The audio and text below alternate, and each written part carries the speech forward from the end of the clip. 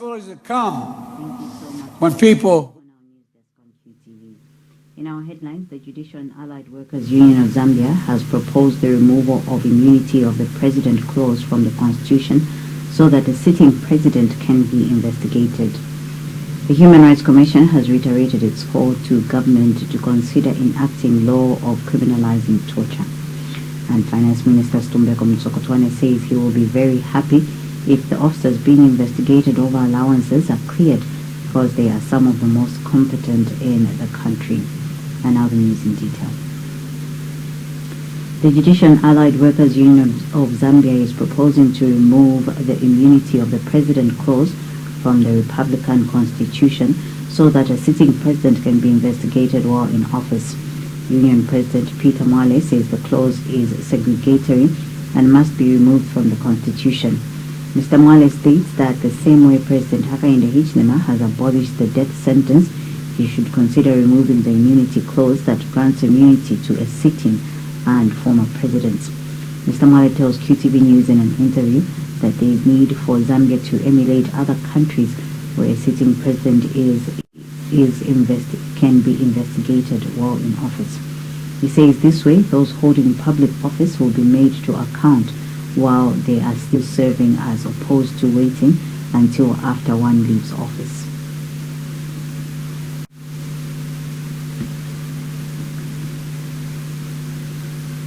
When the president sits there and we believe that they have merely committed an offense, you have to wait until they leave office, and from there again you go to parliament, remove their immunity. Look, but you have seen in other countries, in other jurisdictions, there are sitting presidents that are being investigated. Okay? After all, an investigation does not state that someone is guilty. No. That's just a process.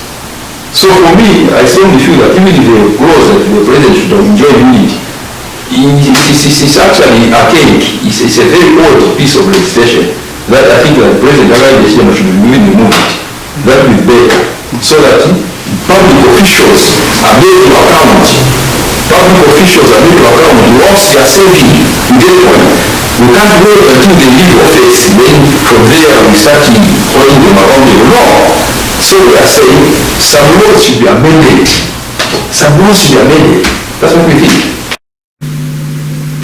The Human Rights Commission, HRC, has reiterated its call to government to consider enacting a law criminalizing torture and other cruel, inhuman or degrading treatment or punishment in order to effectively combat the human rights violations that occur as a result of torture. Commission spokesperson Moromea says the Commission has over the years continued highlighting recent cases of torture of suspects at the hands of police, which have in some cases resulted into serious injuries, permanent disabilities, and in extreme cases, loss of life. Mr. Mayor says although the number of cases of torture that were received by the Commission has reduced from 39 in 2021 to 19 in 2022, a case of torture is one too many because torture is a grave violation of human rights that is completely prohibited under the international human rights law. He states of the impairment suffered by suspects as a result of torture include loss of sight, hearing, broken teeth, broken limbs such as legs or arms, and mental disability due to physical beating and other forms of torture. Mr. Mayor says the Commission reminds the states that torture constitutes a gross violation of human rights and that government has an inescapable obligation to effectively protect the rights against torture and other cruel, inhuman or degrading treatment or punishment.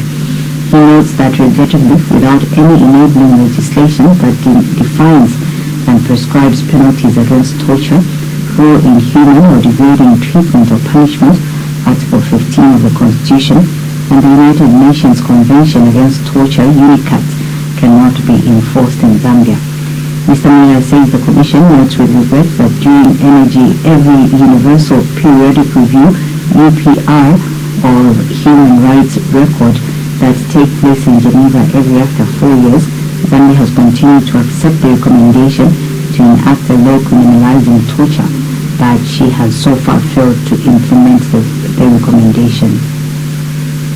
we do realize as Human Rights Commission that torture is completely prohibited under international human rights law, and the state parties to the United Nations Convention Against Torture are under an obligation to enact national laws that criminalize torture and provide for adequate punishment for acts of torture.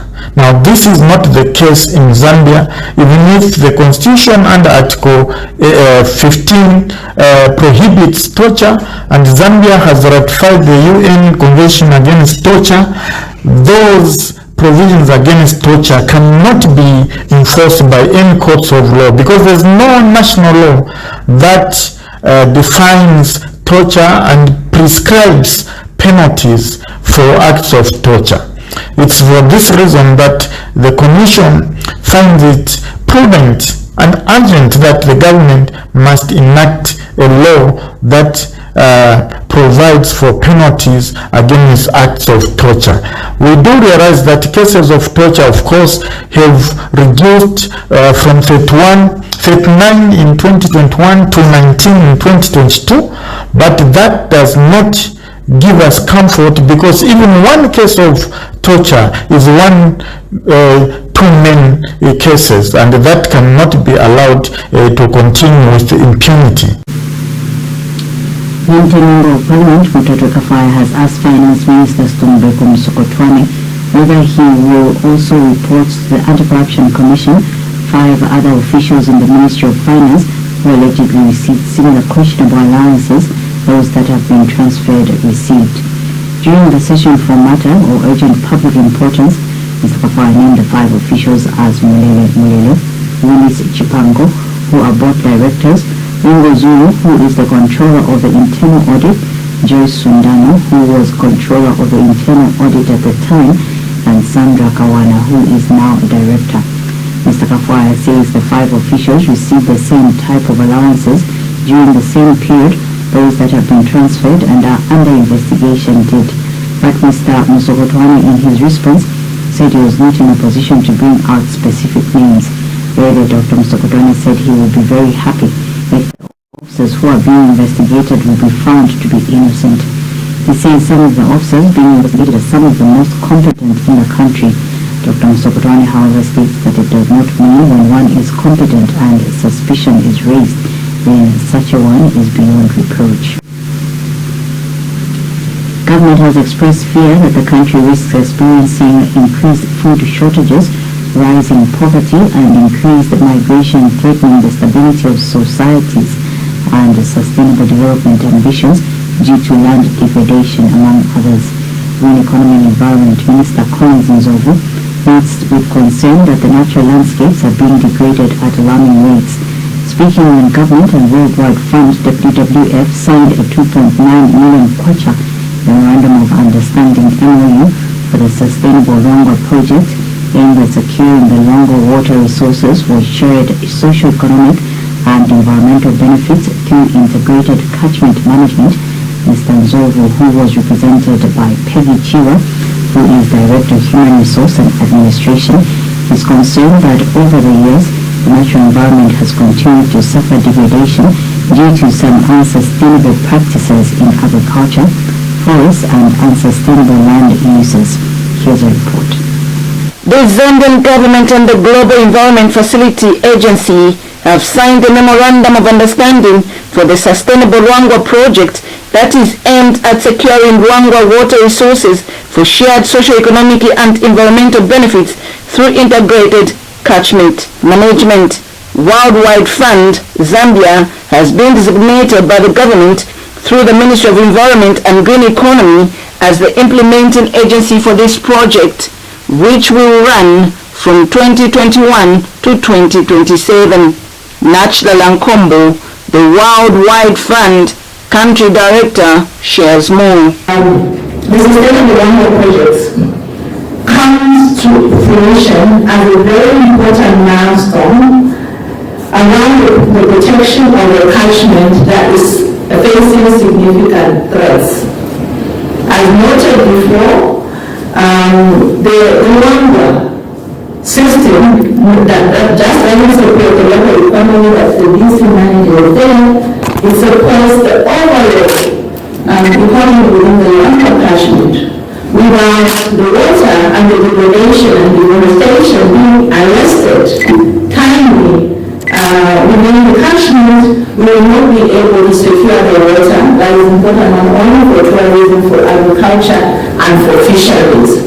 So, if you go back and you ask what was the project about, it is essentially about protecting this critical water resource so as to restore the ecological balance that we have lost because of degradation, but also to protect opportunities, livelihoods of people. Global Environment Facility Agency Project Director Trace Smith says the agency will provide the technical oversight and make sure that this project complies with all necessary policies. While Muchinga Province Permanent Secretary Henry Munkunguli shares his thoughts about this project.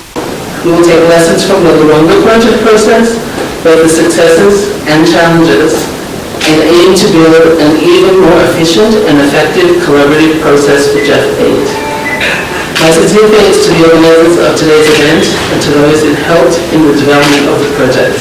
I wish to assure you that the meeting we are attending today signifies the commitment of Muchinga Province to the sustainable, to the attainment of integrated natural resources management and sustainable environmental management. The province will continue with its strides aimed at improving the lives of our people through sound environmental management. I therefore urge all of you to continue ensuring that we protect our environment and natural resources. And when officiating at the Memorandum of Understanding, Green Economy and Environment Minister Collins Nzovu is concerned that the natural landscapes are being degraded at an alarming rate.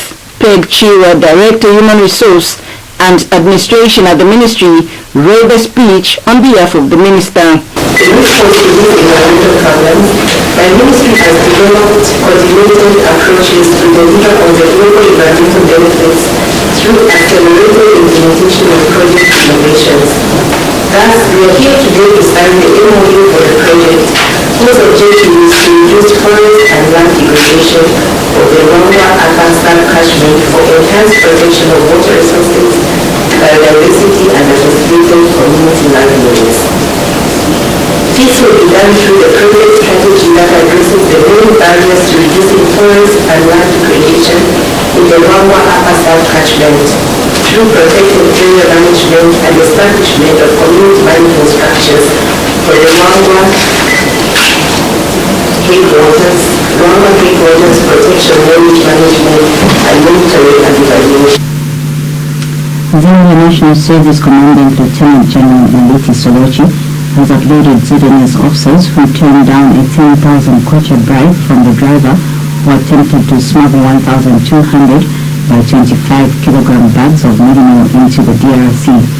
On Monday last week, two servicemen resisted a bribe from a driver of a Volvo truck, registration number AHB 1941 and trailer registration number BAA 8987 at Konkola checkpoint, and went to impound the consignment after he failed to produce the necessary export documents. General Solochi says the action by the deployed ZNS soldiers at Kasumbalesa border resonates well with the New government's uncompromising stance against corruption. He has further warned members of the public engaging in minimal smuggling that his troops will not allow them to deprive the nation of the much-needed revenue. He says ZNS stands ready to execute its mandate in a professional and diligent manner by sealing all loopholes that may be exploited by traders to engage in the vice. General Solochi has urged traders and millers wishing to engage in that line of business to acquire the necessary documents in order to conduct their trade in conformity with the export quotas granted by government and the Ministry of Agriculture. He has since pledged to reward the two officers and any service personnel who will join in resisting possible compromise by illegal exporters of mineral. This is is contained in a statement made available by ZNS Chief of Marketing and Public Relations Brigadier General Chanda Nguluta. Water Development and Sanitation Minister Michael Posha has reiterated government's commitment to enhancing and safeguarding investments in the water and sanitation sector targeted at economic diversification and job creation. Speaking during the high-level coordination meeting for cooperating partners and civil society organizations supporting water development and sanitation in Zambia, Mr. Posha says he sees the program as a means of transforming and improving the investment outlook for water security and sustainable sanitation for a water-secure Zambia by 2030. He says the program will leverage a $5.75 billion United States for water security investment and create approximately 200,000 formal jobs in Zambia by 2030. Mr. Posha says it is envisioned that the resources will be mobilized through a diversity of financing arrangements excluding commercial debt, given the current debt issues that Zambia is currently facing. The minister expects the implementation of the Zambia Water Investment Program to create economic opportunities benefiting at least 2 million Zambians arising from water and sanitation investments under the program. With a resource requirement of about $5.75 billion United States dollars by the year 2030. It is envisaged that the resources will be mobilized through a diverse of financing arrangements as applicable, excluding, I need to emphasize here, excluding commercial debt owing to our current government decision not to contract further debt as we try to dismantle the current debt. Consequently, due consideration and careful thought process needs to be undertaken in terms of how the resources for the implementation of the Zambia Water Investment Program can be realized in a more realistic terms. It is for this reason why we are meeting this morning, so that we can logically commence the process to develop a responsive resource mobilization strategy. In addition, this meeting is also expected to make decisions on the roadmap for implementation of the program, or this program. It is my expectation that the friends of Zambia, in particular in the water sector gathered here today, will be equal to the task. I want to commend and appreciate the commitment that the friends of the water. Speaking of the Senate, representative of Corporation Partners, Christian Otto, says the various stakeholders believe that a well-functioning regulated framework and strong capacity on the government side is needed. Ms. Otto also says that cooperating partners want to understand the public-private partnerships PPP approach government wants to use in incorporating cooperating partners in the water development sector. And yet, we all know that a thriving economy can only be achieved together with a healthy society and healthy nature. The President is very right when he says that water is a key enabler. Water is actually the resource and essential good and requirement for the other strategic development areas of the 8th National Development Plan. So, economic transformation and job creation and environmental sustainability. In short, water is a multi-sectoral asset. And we should be aware that those who control how the asset water is valued control how it is used. Therefore, I can only underline the further words of the President that I am further delighted to note that the ZIP also seeks to address water governance issues and build institutional capacity. In view of the highly valuable universal asset in which of water, in response to calls by some PF members that he has come out of retirement, and leads the party in the 2026 general election. Professor Perry says Mr. Lungu should come out in the open and tell the nation and PF members whether he has intentions to rejoin active politics.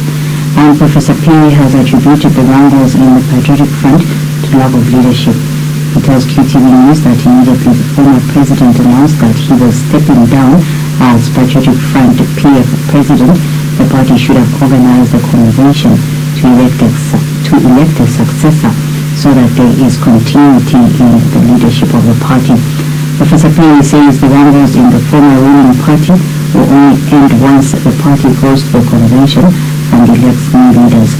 Professor Perry has also advised the Patriotic Front to be democratic and not taking each other to court, a situation he says is weakening the party and thereby bringing about divisions in the party. Instead of following the issues in terms of now how do we move forward, because first and foremost, political parties, whatever constitution they have in terms of electing leaders, that is also dictated by the national constitution. Now, what does the national constitution? I'm talking about leadership here, the president of the party. When a president of a political party, in the case of PF, when Edgar Chagwayungu was no longer head of state, according to the constitution, he is expected to cease to be the leader of a party, or is not supposed to continue to be actively involved in politics in order that the government takes care of him and pays him his benefits. So what that means therefore for political parties is that immediately that happens, the party must organize a convention to elect a successor so that there is continuity in terms of leadership in the party. Now we are talking about over 1.5 years since PF they've not had a convention to elect a leadership. And because of that, they are having these wrangles now. Because people that are contending to want to take over, they are now fighting among them outside the normal procedures. They have been postponing the convention from time to time. Now that itself is what is leading to the problems that the PF is having. So, from my perspective, what I can say is that these wrangles will only end when the PF go to a convention and elect new leaders, the new president, new secretary general, and all other structures are filled through an electoral process. Because when we talk about democracy, like I said earlier on, when Zambia is being rated as at a very high rate in terms of its democratic practice, that can only happen if political parties themselves are practicing and effective democracy within themselves. So this is the challenge that the PF is having. They need to be democratic, not taking each other to court and so on and so forth. That itself actually destroys and weakens a political party because they create division, and division is not the best way to practice democracy. The opposition New Heritage Party is calling upon President Hakainde Hichilema to suspend some of his routine duties, including foreign trips, and put measures in place to deal with the flood situation in the country. In a statement, Party Vice President Samuel Kashamka says routine duties of ministers and other top government officials should equally be suspended. Mr. Kashamka says the situation of floods in different parts of the country is of great concern. He says lives, livelihoods, health, education, communication, among others, are at risk of disruption if interventions are not put in place to counter the crisis. He adds that a multidisciplinary crisis management think tank would be a worthy idea to urgently explore. He states that the country is faced with a multitude of different negative and very adverse potential outcomes from this flood situation, including more deaths as well as flood shortages as submerged crops may fail.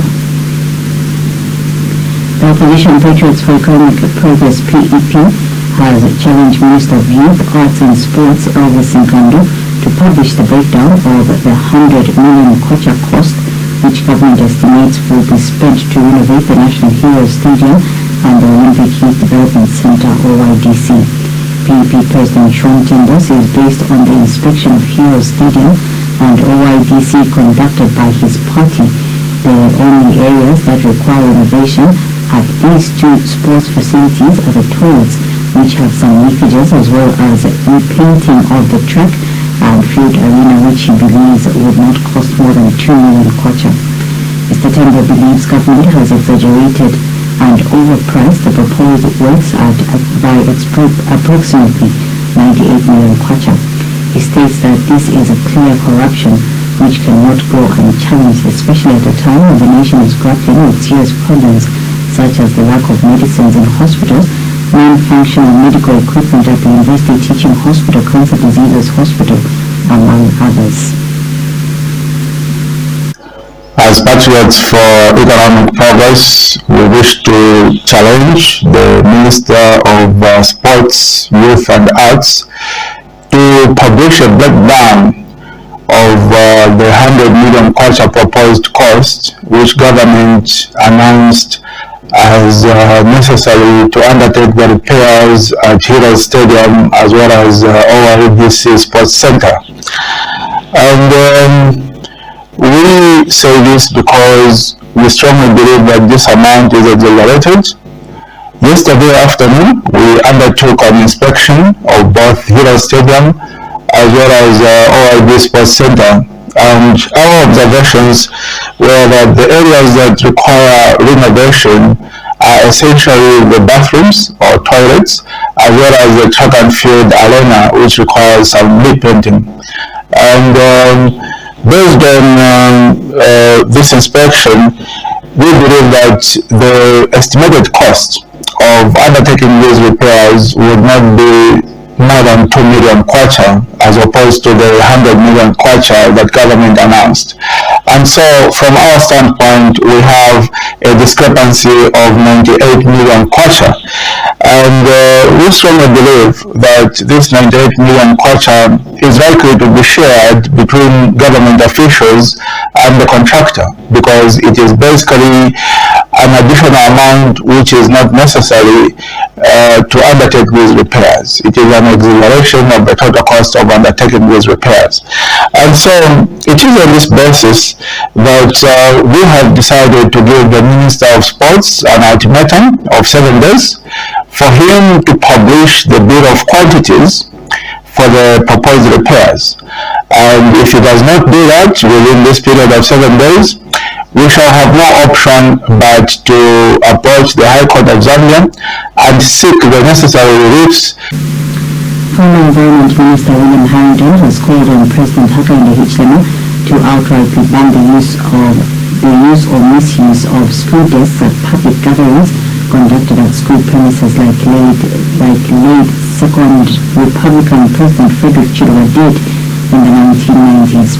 Mr. Harrington has told QTV News that he is saddened to see school desks that have been designed specifically for school use by school children being abused by politicians, government officials, including members of parliament, some of whom are grossly oversized persons. Mr. Harrington has recommended that head teachers and teachers must be harshly disciplined for disregarding this ban, as huge sums of money have been spent on the desks through the constituency development funds.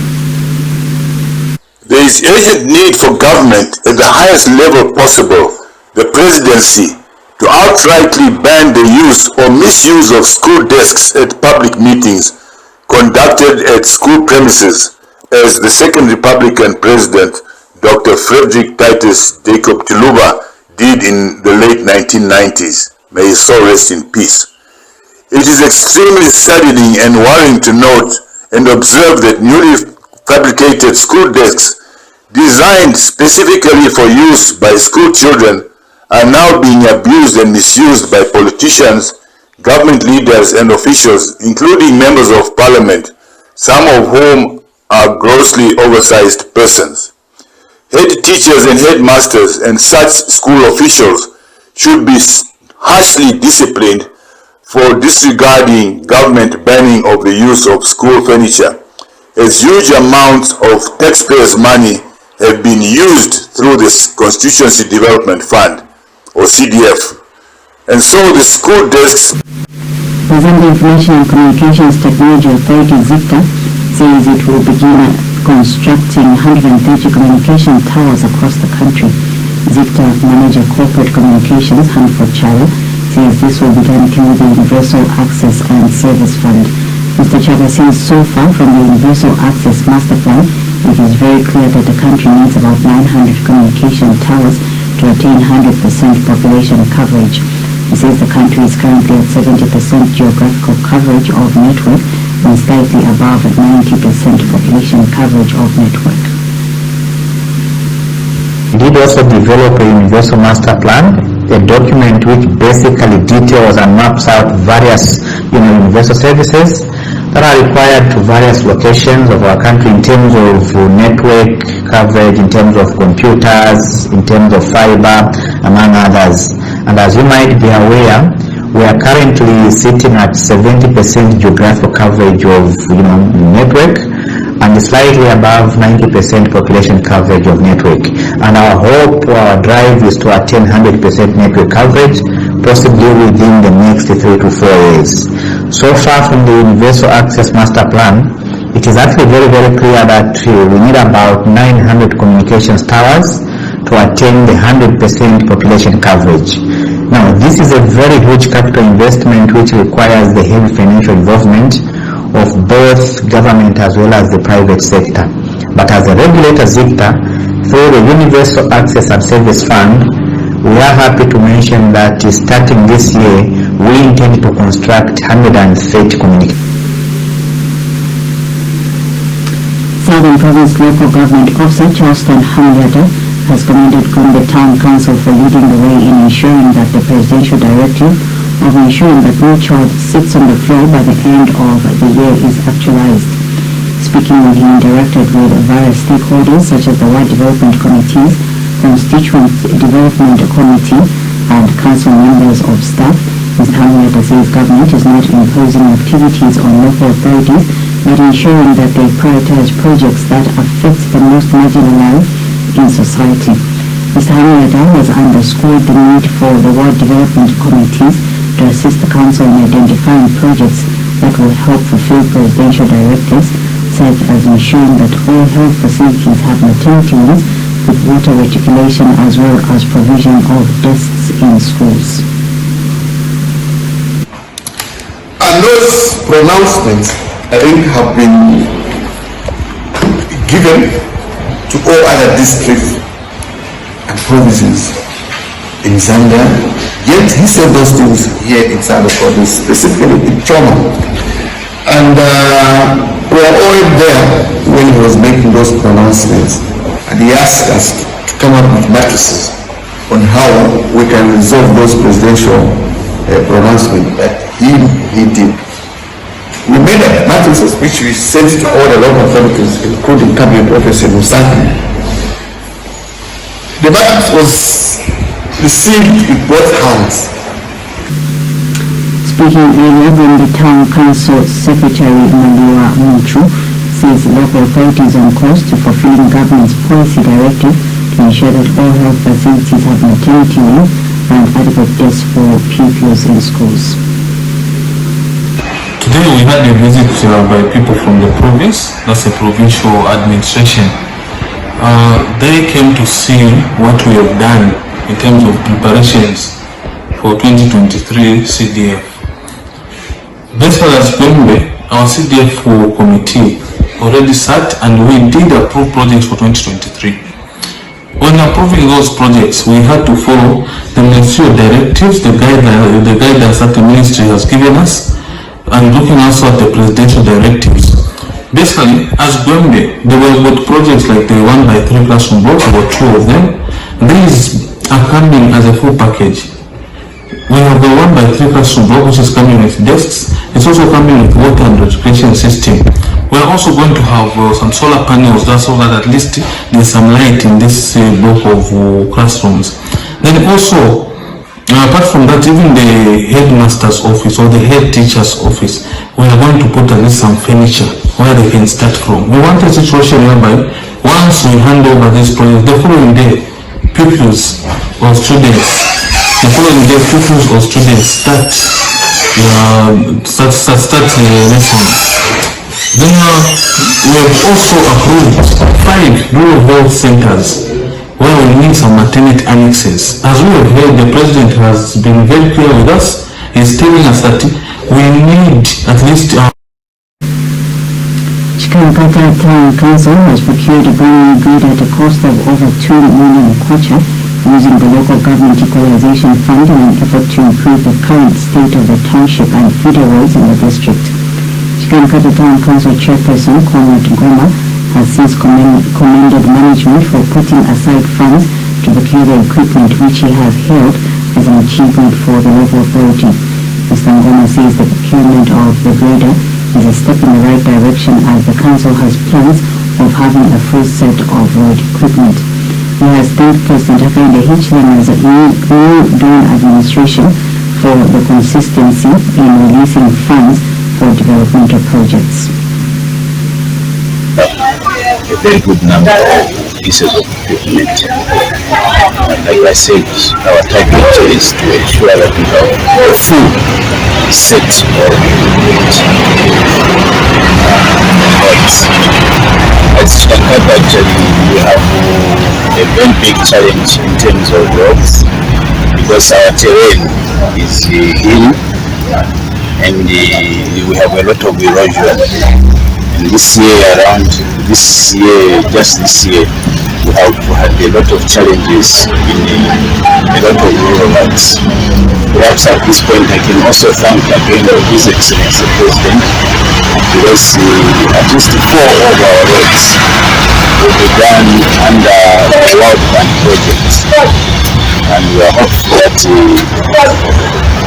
just after the rains, the contractor will be on site to work on the mostly influential roads in the district. We have the Chikankata Junction to Chikankata Mission Road. We have the Namembo Turnoff from Namembo to Mululu. We have the Chinangonka through Chikani to Simanga. Then we have the Manaminda to Neganega roads, including the stretch that connects the Chief Nalwama's Palace to the said Nasenga Neganega road. So all these roads will be worked on in this coming year. So we really thank the President for considering Chikankata. Of course, there are other small feeder roads that the council will be focusing on. These will have to plan them as a local authority and work on them. And this piece of equipment will help us achieve such. And Council Secretary Brian Mazwa says the local authority will work proactively in ensuring that service delivery is improved in the district. Really complete bracing for a huge escalation. And he came to realization that all that was speculated about weeks up until this day actually became reality. The full-scale invasion has started. I was actually sleeping when the war started. I did not hear the explosions because we were in Donbass. I was there and I was supposed to go back that day, and Mick was supposed to replace me, and at 4 or 5 in the morning my phone rang and it was Mick, and he said, look, it started, what should we do? And we decided that we will travel back to Kyiv, both of us, and that he would get off the train and we would pick him up there, and that's what we did, right, Mick? It was pretty bizarre being on that train because we were kind of close to some big, as it turned out, some big Ukrainian airfields that were being targeted. Nick, what's happening where you are? Well, I'm in a small town that's just waking up and trying to make sense of all these reports coming in. People here have told me they heard explosions coming from the direction of Kharkiv while it was still dark. And even though you couldn't hear the direct bang, you could kind of feel the kind of impact, the shockwave, and birds it was still kind of dark, but the birds were going crazy. Obviously they could feel that impact. And I think what was even weirder was the fact that everyone on the train was just so calm and kind of unwilling to really kind of believe what was going on. Yeah, and I guess a lot has really changed in how people live their lives since that, that fateful day in late February of last year, and that's something that our users are really, really curious about. So we have one user who wants to know, what's life like in a war zone, and what goes through your minds, our correspondents, when you're interacting with locals? Maybe first to the everyday life changes all the time. There was a period in March after the war started. Nick and I, we left Kyiv briefly in the very beginning, but returned pretty quickly after a week or so. And Kyiv was absolutely empty, and life was really dimmed down to the very essentials. As you can see behind me, there are very few people on the streets right now. Those whom you see, they try to not to stay out too long. Most people that you see, they're either walking a dog or they are carrying groceries or something. So people go out on the street for their needs, but people don't stay.